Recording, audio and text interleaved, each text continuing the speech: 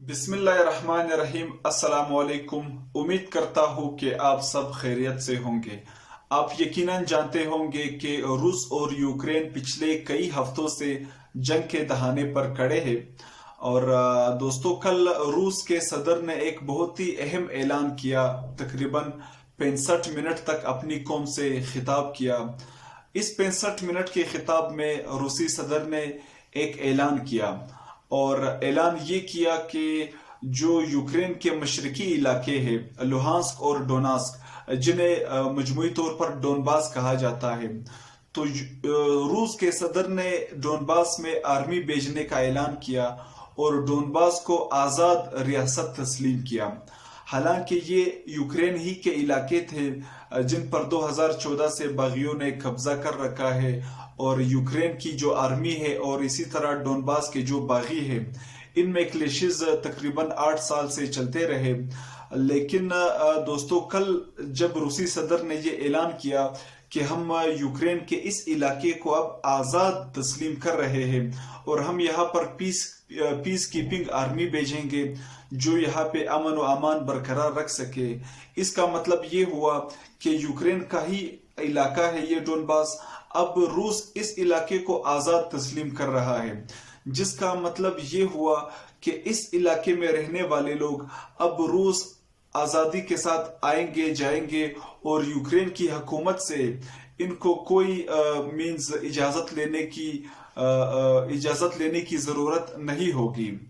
और इसी तरह रूस से अगर कोई डोनबास में आना चाहे तो उन्हें भी यूक्रेन के ऑफिशियल से कोई रब्ता करने की ज़रूरत नहीं होगी। हालांकि दोस्तों, याद रहे कि ये डोनबास का जो इलाका है, ये यूक्रेन ही का इलाका था। जब से यूक्रेन आज़ाद हुआ था तो ये यूक्रेन के पास था, लेकिन 2014 से जब यहाँ पे रूस नवाज बागी उभरे और यूक्रेन की आर्मी को यहाँ से बाहर निकाल फेंका, यूक्रेन की जो भी फोर्सेस थी यहाँ पर, तो दोस्तों 2014 से अभी तक इन क्लेशेस में 14,000 अफराद मारे गए हैं। प्यूटन के इस ऐलान के बाद जाहिर सी बात है इसका काफी रद्द अमल आना था, क्योंकि यूक्रेन में जो हुकूमत है उसको फिर अमेरिका और यूरोपीय यूनियन या मगरबी ममालिक की काफी हद तक सपोर्ट हासिल है।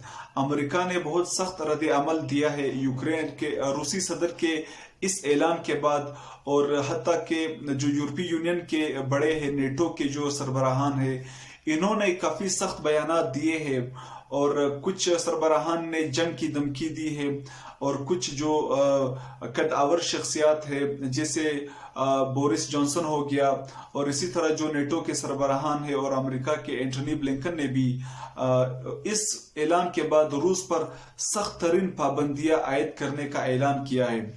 दोस्तों, ये तो मगरबी ममालिक का मामला हुआ। अब आते हैं यूक्रेन के हवाले से।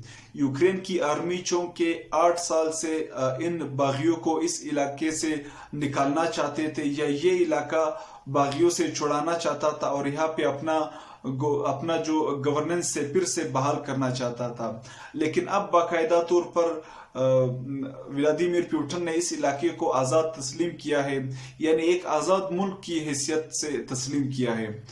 तो इस हवाले से अब खतरा बढ़ चुका है कि यूक्रेन की जो आर्मी है वो यहाँ पर हमला करने में पहल करे, हो सकता है, और इस इलाके को फिर से अपने कंट्रोल में ले ले और रूस की आर्मी को यहाँ पर दाखिल ना होने दे। लेकिन आप जानते हैं कि रूस की जो आर्मी है वो यूक्रेन की निस्बत बहुत ज़्यादा पावरफुल है, बहुत ज़्यादा इसके पर्सनल भी है, और इसी तरह इनकी जो टेक्नोलॉजी वगैरह हर चीज़ में जाहिर सी बात है रूस काफ़ी पावरफुल है। अलबत्ता यूक्रेन को फिर मगरिब की बेक हासिल है, नेटो की बेक हासिल है, अमेरिका की बराह रास्त मदद हासिल है।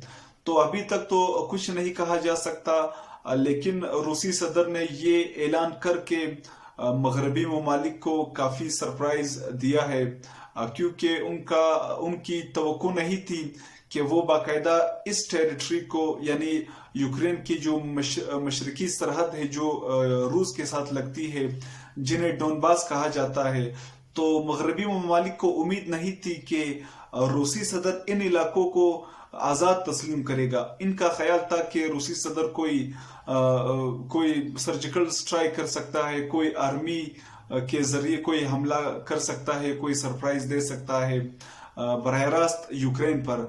लेकिन रूसी सदर ने ना जाने किस मंसूबे के तहत अभी इन इलाकों में जो है वो अपनी आर्मी भेजने का ऐलान किया है।